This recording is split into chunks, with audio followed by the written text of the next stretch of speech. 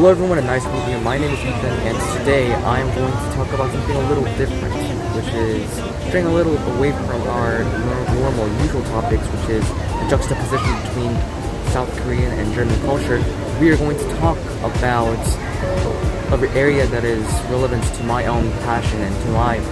own field of interest, which is artificial intelligence. And the reason why I want to talk about that in this cultural YouTube channel is because I know that there is a strong connection between AI, or the future vision of the human society alongside AI, with cultures, which is strongly relevant and connected to sociology. So therefore, I would like to talk about that and discuss that right now, and talk about what the purpose of culture is in the field and context of AI. And I also want to tell you guys some key matching points and connection points between my field of interest and culture, and the reason why culture is going to be one of the most essential skills and assets in our future human society. So, let's dive in. So, by the way, as you guys can see, I'm in my vacation, so I'm currently in Vietnam, and yeah, this hotel is very amazing. The vibe is amazing, and I'm enjoying the experience and the cultural experience here too. So what I wanted to tell you guys is that I just wanted to give a little variation from normal. So instead of just filming at my house, right in front of my desk, which is very static and formal, I wanted to give it a little, let's say, vlog type of texture and layover, and wanted to use a very unique filming technique. So hopefully you enjoy it. Hopefully it gives a little variety and diversity into my videos and my YouTube channel. So yeah, enjoy the video. But as I said, let's just jump right back to the real topic, which is AI and culture's connection. So see you there.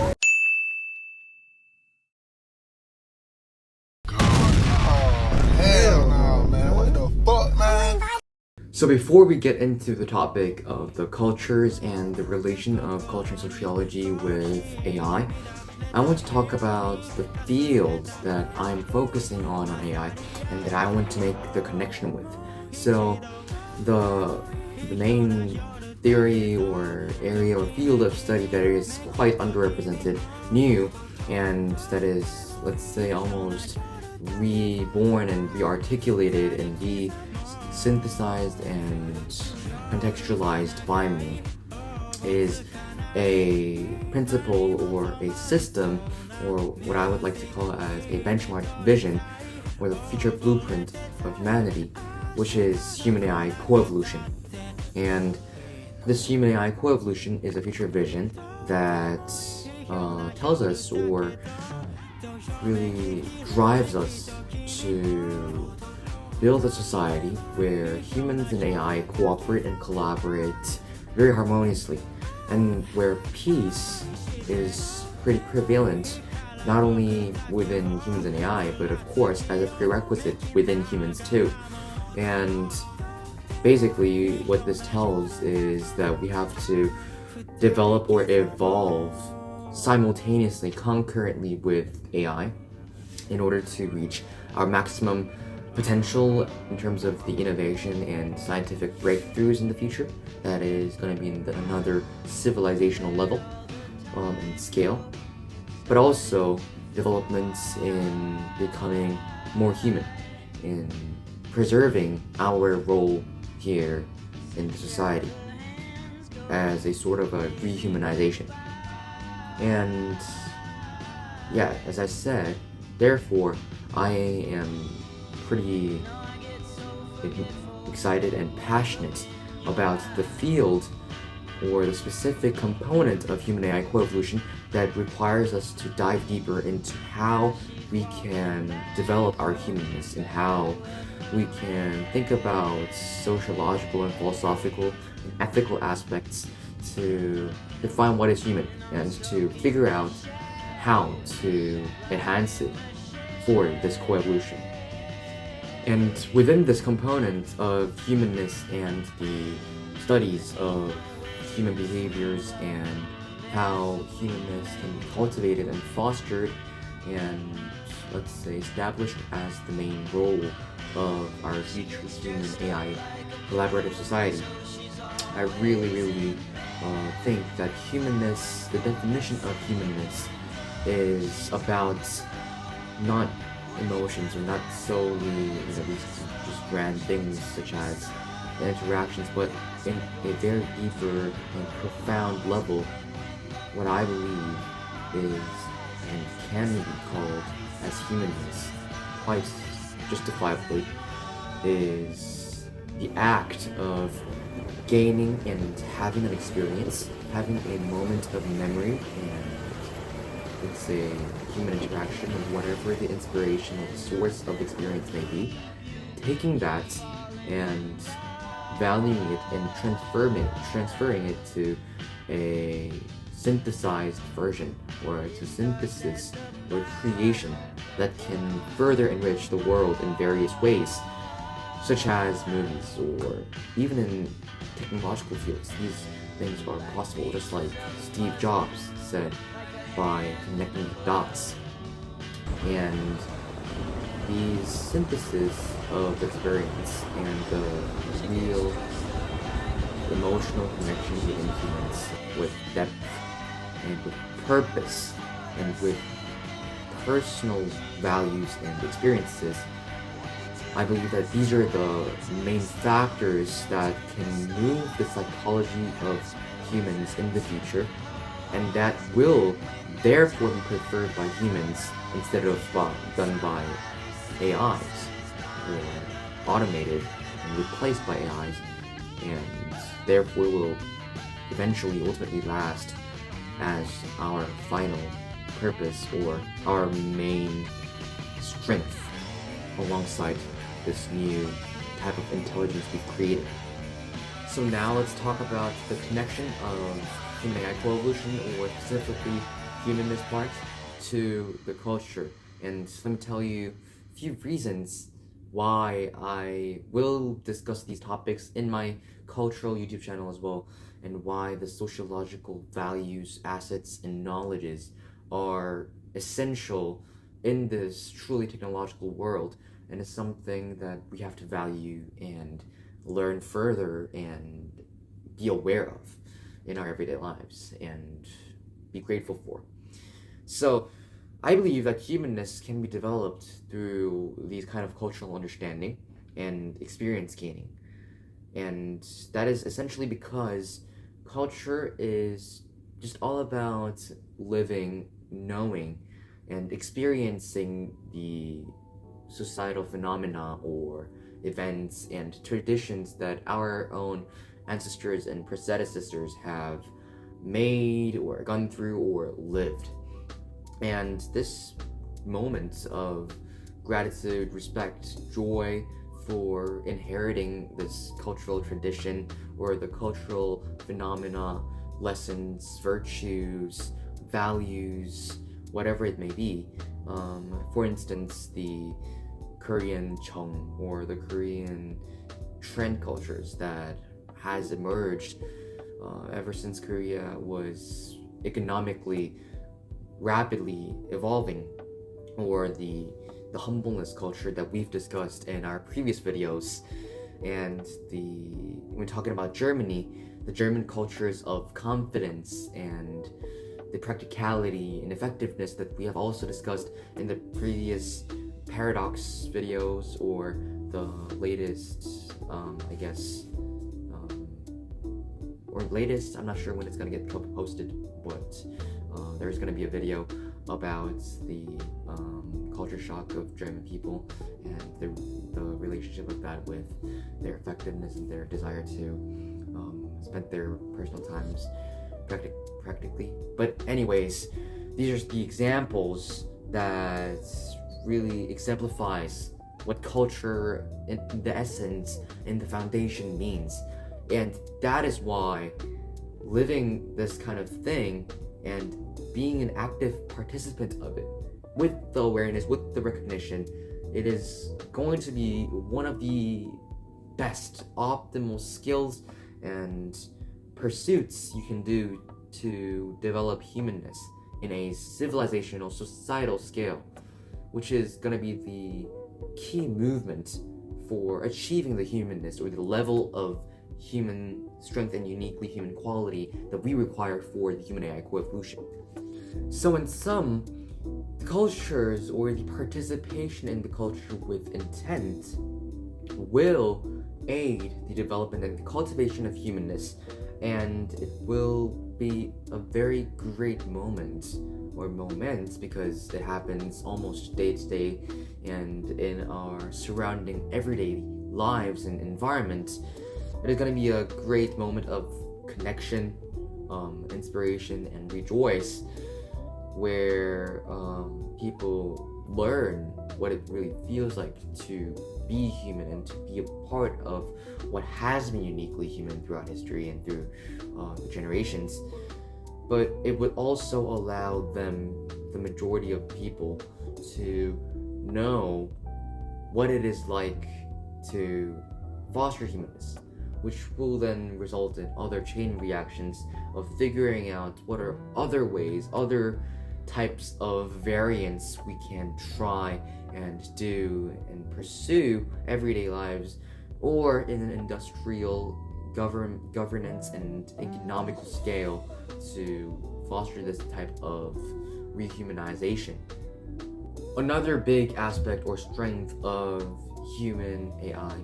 coevolution's humanness through culture and cultural analysis and experience. One very big important thing is that we are able to increase our empathy. Now, what I mean by that is, when we try to live and get inspired by and be open-minded to other countries' behaviors and cultures, what automatically and naturally happens is that we get to understand them better, think in their views better, and therefore have more empathy with them, an increased empathy, and that will eventually aid the future AI regulations and governance and progress, because this is essentially diplomacy or relationship that is going to be vital to be peaceful and harmonious, and which therefore requires understanding with each other, although they have different languages, different cultures, and different views and insights, both economically and industrially, when it comes to AI industry. So that is why empathy is important, and that is why culture can do that as well. And of course, empathy is the foundation of love or relationships. Yeah. So kind of obviously, love is a very uniquely human trait that must be continuously developed. And I'm just talking about general love within humans, just the love between families and your close ones, and the ones that you value to be around with, to spend time together with, because without them, having an experience and really taking these memories together and being able to talk about them becomes hard, because you're alone. And cultures, or all of these human aspects, are designed, or sometimes even meant to be done by the group. I mean, just look at the way we were designed when we didn't have this great developed civilization yet, when we just were wandering around the wild with a tribe, essentially being the lone, lost, stray one, from, like, completely apart from the main crowd, was equal to death. And it's the same thing that can be applied here in this context of humanness and cultures and love too. Now, moving on from how this can develop humanness, let's just go a little out, let's just zoom out a little bit, and then talk about the human AI coevolution in the greater context. And here, what I think is the biggest benefit of culture, and the reason why culture is so essential, is because cultural analysis is strongly related to sociology, or the study of human behaviors and human society's development over time. And this is a very essential stepping stone of creating any types of vision for the future. What I've learned through researching about sociology, futurology, and their connections is that in order to create a blueprint or anything like that for the future, and to be able to discuss what kind of actions we're going to take next, which is going to happen in the future of the unknown, it is vital to have an evidence or kind of, let's say, a general theory or idea of what is going to happen. And sociology and cultures and the analysis of that is exactly what does that. Is exactly what allows us to figure out what's going to happen, how the people are going to behave and think, what the social behavior is going to be that impacts other things, what are other influences and factors that can cause another reaction or cause a complete paradoxical behavior, and so on and so forth. And essentially, without this, we're not going to be able to discuss, talk, refine the human AI coevolution, or any other visions that are out there that can be combined and, let's say, all articulated together to really lead our human civilization forward, and to not let it fall and break down in this very pivotal moment. So that is why sociology is important. And an example of it, if the collective vision establishing, which is basically creating and building the collective vision, mindset, and goal or aim of the entire society and the individuals or the industries and the governments for AI is happened, and when that is stabilized, whether through media or regulatory investment and support, it is going to be very concerning, and it is going to be a factor that we have to worry about and analyze, which is, what if this becomes like a sort of a trend where this investment lasts in a very short-term manner and where it doesn't continue for a long time, which we actually need it to. And this happens a lot, especially, and it is likely to happen because if you have a look at the economy and the way our market behaves, and that's essentially very similar to how our smaller groups of society and cultures behave. We just discussed last time about the trend on how Korea's trend culture may have negative effects, which is a very sudden withdrawal or, for instance, a diminution of trends, which basically can act perniciously and very harmfully towards the value and the goal that we're aiming to create and promote in the long term, in the long journey, in the big picture. So in that sense, this can be a very positive way of using this cultural analysis to prevent such things and to find other solutions to back it up, to avoid that, or if that happens, to tilt our roads and directions so that although we branch or diverge a little bit, just as the society has always done, and so just like how the society has been developed and stepping to the next step, just like that, we'll be able to basically stay and maintain the general focus on how the society is developed and how we move and act upon different types of social behaviors that may be a little, let's say, unsettling or surprising. In other examples, we can use possibly the insights, implications, and conclusions from the areas of cultural analysis, such as competition, greed led by envy, just as we discussed during the last videos of the paradoxical behavior of Koreans trying to act very greedily and very pretentiously, and the willingness to let's say be better than others, or to kind of overcome other people in a very negatively driven way, in a very nefariously driven evil mindset and purpose. We can use we can use these information and analysis and conclusions to again conclude another thing, which is that if we act just like the situation that I just described with competition, greed, and envy, and the evil human behavior, what is going to happen as a result, consequently, is that humans are rather going to develop the negative, uniquely human traits, not our positive ones, but we're going to eventually cultivate and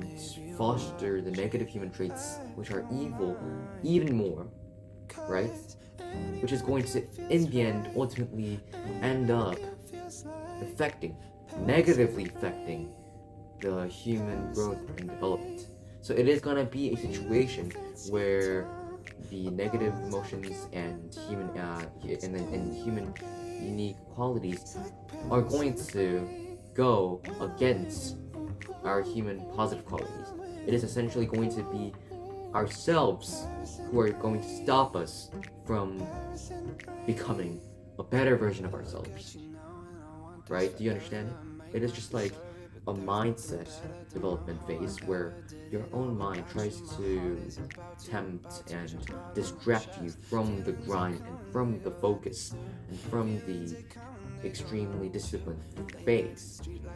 and where you eventually, in the bad case, lose against it, which will prevent us from creating the human coevolution and achieving the rehumanization that we imagine. So that is one conclusion that we can draw, and very important thing to discuss, and very alarming and very concerning thing that I want to discuss right now in relation to that is that this is unfortunately what our society is doing right now.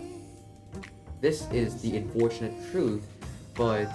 I really do have to say and tell and warn that this kind of greed and envy competition, driven by the short-term monetary benefits of AI, and driven by this media culture where many people are just trying to have many different types of small AI productiveness tools that, of course, can be innovative, can be helpful, but that just is a mere act of participating in the AI boom, and in participating in the AI boom to get profits and get some money, and to be better than others, to beat others, and to behave negatively against your competitors in the AI industry and economy. So yeah, I just want to tell you that this is not about the future. This is actually about what is happening now, and it should be addressed right now, rapidly, ASAP. And that is why I am trying to achieve the positive sides of humanness, not the negative humanness, but the positive humanness as soon as possible, with the greatest impact through my initiatives in researches, but also through my engagements in the Youth AI Future Institute that I have founded, which aims to address these coevolutionary topics and addresses the humanness parts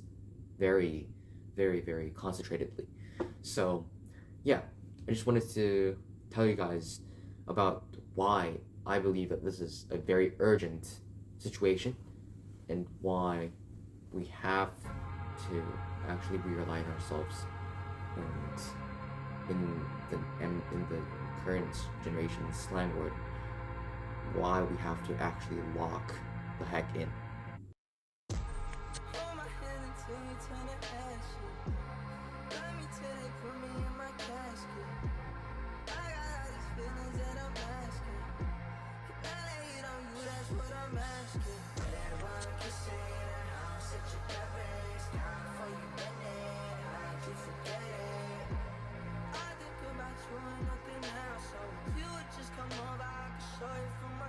It's nights like this when I'm in